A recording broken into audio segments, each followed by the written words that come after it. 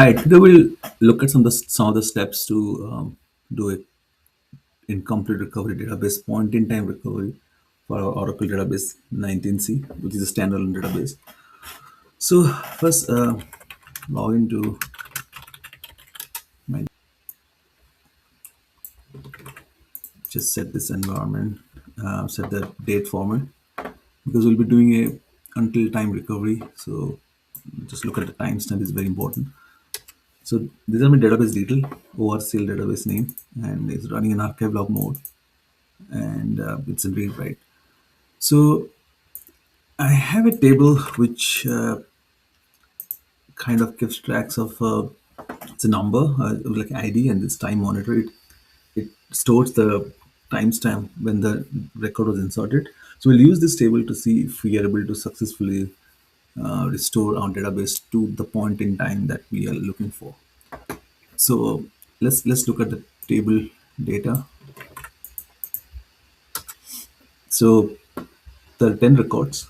So we have one record inserted at 18 July 7:22 24 seconds, and then 18 July 7:23 16 seconds. So we'll try to restore to 7:23 a.m. 7:23:00 seconds a.m. So we should see all these records. The last two records will be removed after we are done with our point in time restore. So let's look at the backups that we have.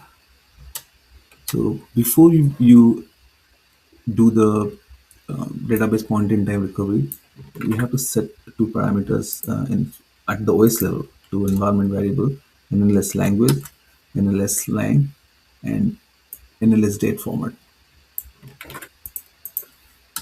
So I'm using month, DD day, date, and YOY, hour, and 24 hour, and minutes and seconds. So so this two environment variable is required for your database point in time recovery script to work. I will show you in a minute. Let's log into RMAN and let's look at the what backups we have and what time it was taken. So just run this backup summary. So there was a level 0 backup at 7:18, 7:17, 7:18. So you're seeing this timestamp because I've set this in this date format. Without this, you will see only the date. You will not see the timestamp. So this is very important to set before you log into RMAN. Now there is some archive backups and then level 1 at 7:21. So we are recovering to 7:23 a.m. So it will use level 0, level 1 backup, and then some of the archive log files.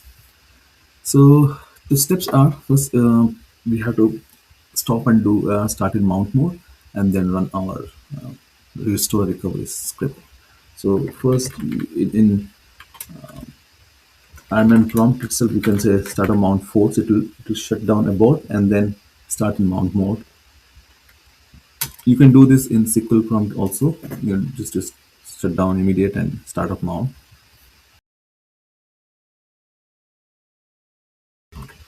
Okay, the database is started in mount mode. So this is the RMAN run block that we're going to use. We'll use two channels, device set disk, and this is the set until time July 18, 7:23 a.m.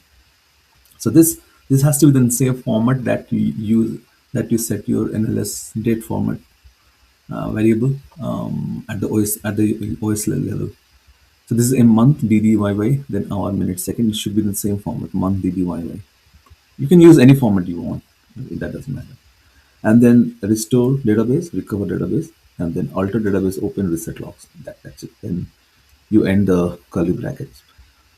So so you open in reset logs when you are restoring, you're going back in time, doing a database point in time recovery, or when you restore a control file. If you restore a control file and use an old control file, then you have to use a reset logs option. Now, another thing to remember is this set until time.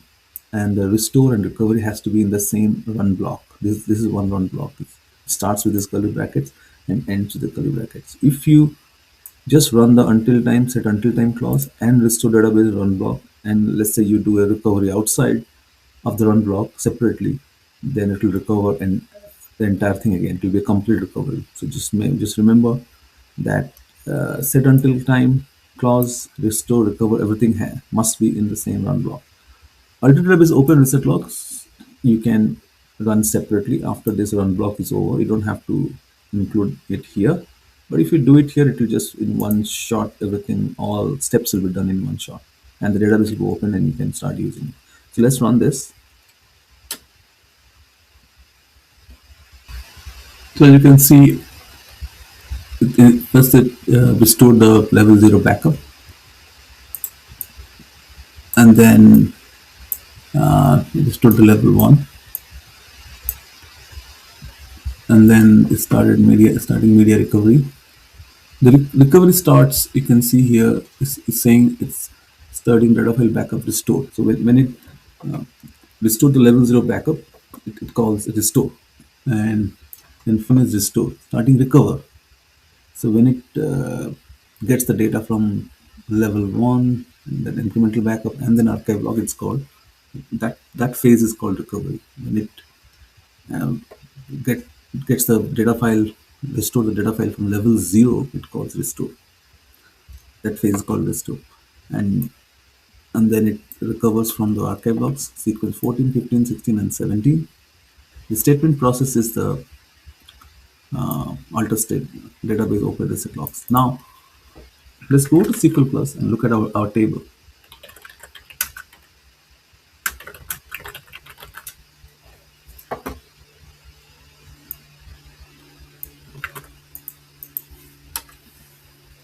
As you can see, as we expected, we got the data up to 7:22 24 seconds AM. The last two records are removed in our database point in line recovery. So that's all the steps. Thank you. Bye.